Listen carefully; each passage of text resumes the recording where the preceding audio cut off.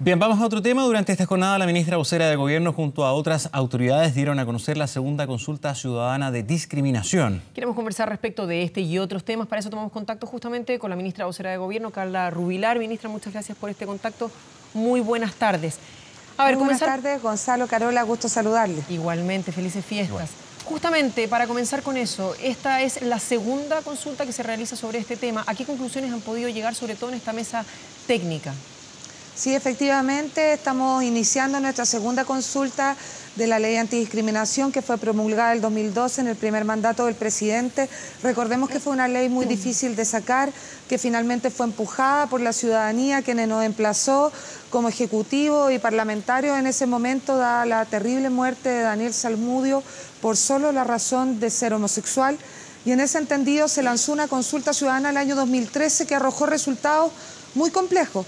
Dijo que al menos el 46% de las personas se sentía discriminada alguna vez, ya sea por apariencia, ya fuera por opción política, religiosa, fuera principalmente en esa consulta del 2013 salió que era por razones de vivir en situación de discapacidad o vivir con una enfermedad de salud. Y en ese sentido, un número que nos dolió bastante fue de que el 81% de las personas que se había sentido discriminada alguna vez había dicho que había sido discriminada por un funcionario público. En ese contexto nace, obviamente, un trabajo mancomunado de este ministerio en el gobierno anterior y en este, que lo que buscaba era empezar a capacitar a muchos funcionarios del sistema público a entender de que teníamos que ser capaces de tratar de mejor manera, de poder ayudar con herramientas y también evaluar esta ley que sacamos adelante el 2012. 7 años después, 6 años después de la primera consulta, estamos haciendo esta segunda consulta de discriminación que parte hoy día en todas las regiones de nuestro país, que invitamos a las personas a ingresar a yoterespeto.cl para poder contestar esta consulta y ayudarnos a darnos cuenta cómo ha ido evolucionando este fenómeno de la discriminación, hacia dónde estamos lamentablemente fallando y cómo podemos perfeccionar esta ley aprobada hace 7 años atrás. Sabemos que se han presentado 380 denuncias en el marco de esta ley, que lamentablemente no ha sido lo suficientemente efectiva, según lo que nos han manifestado las organizaciones que han luchado durante muchos años en esta materia, y queremos ver cómo podemos mejorar la institucionalidad, la ley, pero más importante aún, cómo podemos cambiar la percepción sobre todo de nuestros niños en materia de discriminación. Cómo le traspasamos a ellos que el respeto probablemente es el valor más relevante que le podemos dejar a las nuevas generaciones y que nuestros niños y niñas aprendan del ejemplo que le damos los adultos. Y es de ahí de donde nacen nuestros spots que van a salir en diferentes tipos de comunicación, de medios, ya sea de televisión y radio, que lo que buscan finalmente es mostrar que lo que nosotros les enseñamos a los niños es lo que finalmente ellos van a terminar realizando el día de mañana como adultos. Sí, ministra, ¿cuánto cuesta esta campaña en particular? Bueno, son diferentes tipos de campañas. Esta es una campaña que viene desde el Ministerio en tiempos de la ministra Cecilia Pérez, que ya tenía un presupuesto adjudicado de este año, pero en general varía dependiendo de la cantidad de minutos del Consejo Nacional de Televisión, pero son campañas que fluctúan entre los 200 y los 500 millones de pesos, dependiendo de la campaña que estamos hablando. Sí, le preguntaba porque hay también una campaña por la paz. Quería preguntarle cómo el gobierno evalúa la efectividad y la eficiencia de este gasto en recursos para saber, en definitiva, si esos fondos, ¿verdad?, cuando tenemos bastante necesidad, tienen un impacto relevante. ¿Se mide? ¿Cómo se evalúan este tipo de campañas? Yo sé que siempre se han hecho, pero sí. Ustedes ahora en este gobierno, ¿cómo están visualizando la eficiencia de estos gastos? Esta en particular es una campaña que nos interesa y la vamos a evaluar probablemente en comparación con la cantidad de gente que respondió a la consulta anterior. La consulta anterior se respondió cerca de 30.000 personas, el 60 y tanto % a través de forma presencial, que lo vamos a hacer nosotros en un trabajo con la División de Organizaciones Sociales, Gobernaciones, Intendencias, Seremía, y esperamos que mucha gente pueda participar de forma voluntaria, y un 30 y tanto % a través de Internet. Nosotros creemos que 6 años después, probablemente a través de Internet va a haber mucha más gente que participe. Por lo tanto, nuestra evaluación al respecto de esta campaña es que al menos seamos capaces de que el doble de cantidad que contestó en el año 2013, hoy día consulte y nos contribuya con su opinión. En ese sentido vamos a evaluarla probablemente con la cantidad de insumos que vamos a poder recibir, de cuál es la situación de discriminación y con el trabajo que vamos a poder realizar de cambio de la ley. Ustedes debieran obviamente evaluar el nivel de sensibilidad que nosotros logramos con esta campaña, con estos spots en particular, pero la cantidad de gente que participe y obviamente los insumos que nosotros logremos para modificar la ley antidiscriminación y ojalá generar una institucionalidad mucho más fuerte y poderosa. Esos son los mecanismos de evaluación que nosotros vamos a tener de esta campaña en particular. Muy bien, ministra, queda claro el punto. Mire, quiero que pasemos a otro tema del cual usted ya ha hablado durante la mañana. Que estamos hablando de la entrevista del presidente Sebastián Piñera al periodista Oppenheimer de la cadena CNN. Ha generado un montón de repercusiones, ha generado bastantes críticas. Y no solamente desde el mundo de la oposición, donde han sido bastante duros. Por ejemplo, ahora leo un mensaje publicado por Beatriz Sánchez, dice: la irresponsabilidad de Sebastián Piñera no tiene límites, miente, tergiversa, manipula la realidad, ve un permanente complot internacional que es su propia fantasía, un verdadero peligro para Chile. Solo un ejemplo, pero además desde su sector, el senador Osandón habla de que estas palabras relativizan las cosas, dividen, dice basta en sus redes sociales.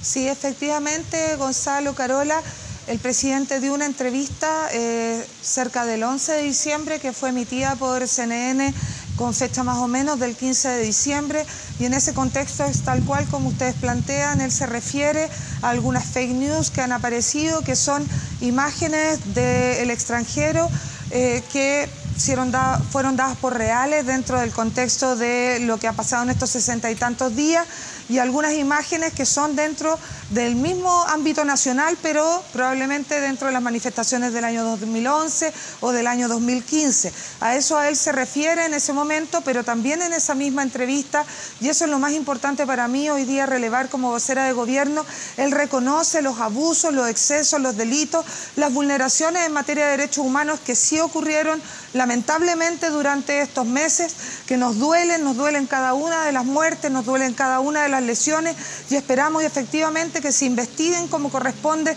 Nosotros creemos en el Estado de Derecho, en el Ministerio Público que las está investigando. Ustedes saben que hay carabineros formalizados en esta materia, ustedes saben que hay investigaciones en curso y esperamos obviamente que no haya impunidad. Sí. Esa es una frase textual del presidente en esa entrevista y eso es lo que nosotros queremos relevar de esa entrevista que dio el presidente el día 15 de diciembre. Sí, por supuesto que ahí cada persona, cada chileno también tiene la posibilidad, al igual que el gobierno, de relevar y poner el énfasis en lo que le parece importante dentro de un mensaje, en este caso una entrevista, pero hay varios elementos que me gustaría preguntarle en particular, porque él habla, por ejemplo, de que había muchos de los videos que se han dado a conocer son falsos respecto a las violaciones a los derechos humanos, pero además dice, han sido filmados fuera de Chile.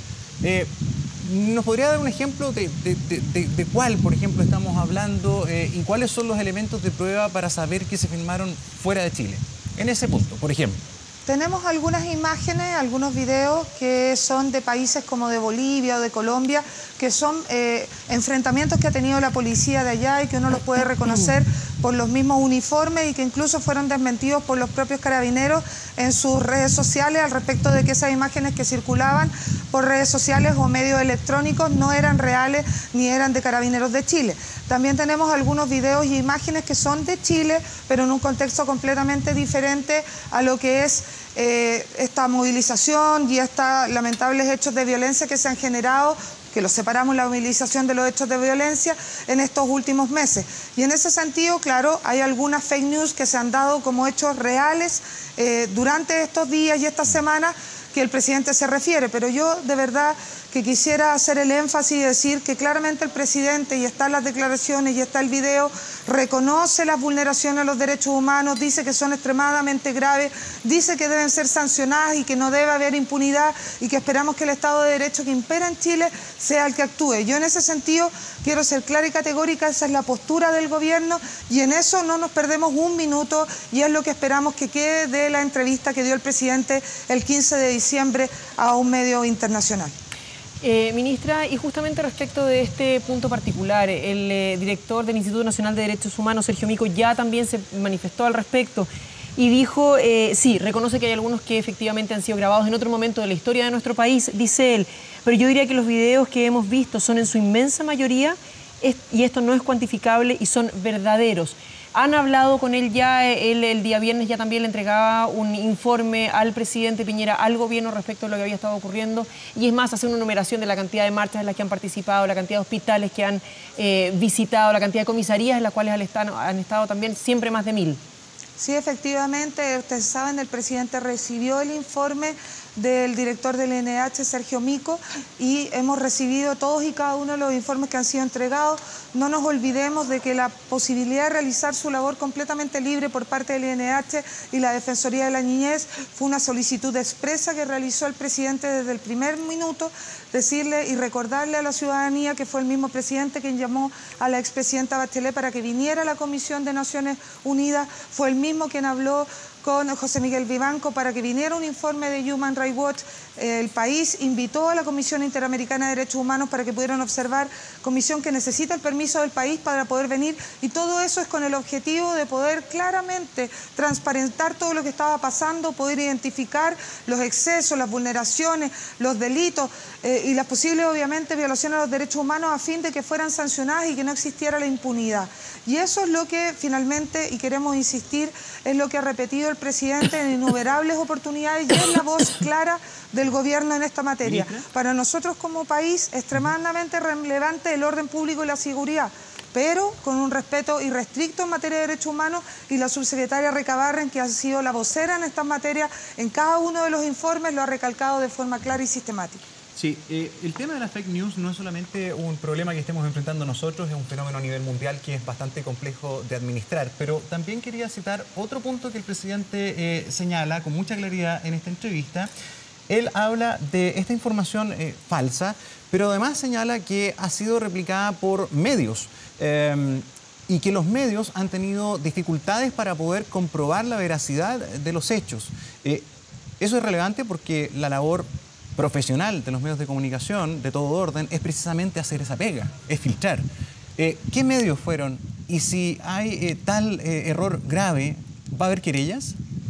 Tenemos obviamente, y en la relación que tenemos con los medios en materia de fake news, y no solamente ahora en esta vocería por este tema en particular, sino que antes hemos hecho un llamado obviamente a los controles éticos de los medios para tener cuidado en un fenómeno que claramente es internacional y es muy poderoso y que está contando poder hacer la diferencia de lo que es una noticia que, por ejemplo, puede ser completamente real, pero fuera de tiempo, como fue el caso que incluso pasó en varias escenas y videos que pudimos ver de algunas vulneraciones de derechos humanos, pero en otros contextos de nuestro país, y también casos que lamentablemente parecían ser imágenes de vulneración a los derechos humanos que después, revisando, lo cierto es que no había ninguna vulneración, sino que había sido una suerte como de...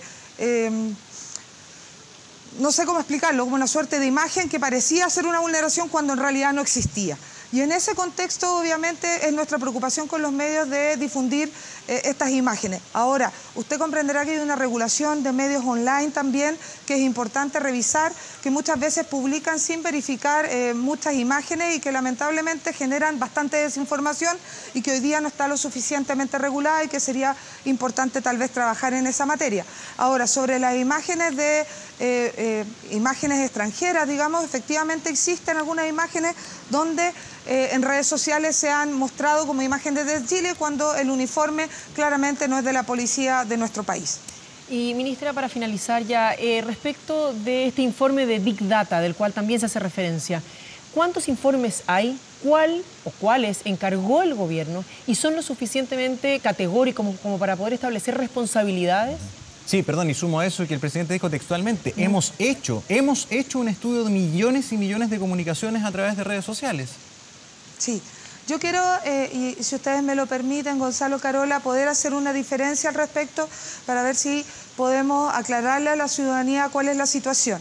El informe de Big Data, que este informe que salió en un medio de comunicación nacional publicado, filtrado el día domingo pasado, es un informe que, según la versión oficial de la Subsecretaría del Interior, llega a la Agencia Nacional de Inteligencia, quien por obligación de ley de inteligencia tiene que guardar la reserva de la identidad de quien entrega este informe.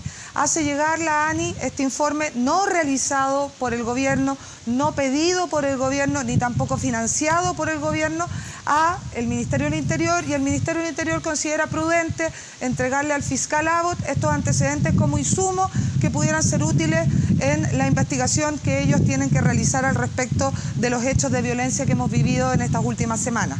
Otra cosa es lo que plantea el presidente de la República, el mismo ministro del Interior, que es que hay indicios dentro de la investigación formal de los organismos de inteligencia del Estado, que son obviamente coordinados por la Agencia Nacional de Inteligencia, que aúna todos los criterios, realiza un informe y es el mismo Gustavo Jordán quien le entrega esa información al fiscal nacional bajo la ley de reserva de la ley de inteligencia, y a través de esos antecedentes es importante que las policías puedan convertir esa información de inteligencia en información judicial para poder hacer acciones en el Ministerio Público. Es decir, para que se entienda, por supuesto que hay informes solicitados a los organismos de inteligencia por parte del gobierno, esos fueron entregados por Gustavo Jordán al fiscal Abbott a través de la ley de inteligencia, y otra cosa diferente es el informe de Big Data que le llega a la Agencia Nacional de Inteligencia y que la entrega al Ministerio del Interior, y traspasamos como insumo a través del Ministro del Interior al fiscal Abbott, pero son dos situaciones completamente diferentes. Muy bien, ministra Rubilar, muchísimas gracias por acompañarnos. Que tenga muy buenas tardes. No, muchas gracias, y acuérdese la gente, yoterespeto.cl, ayúdenos respondiendo la segunda consulta antidiscriminación. Muy bien, buenas tardes. Buenas tardes. Muy buenas tardes.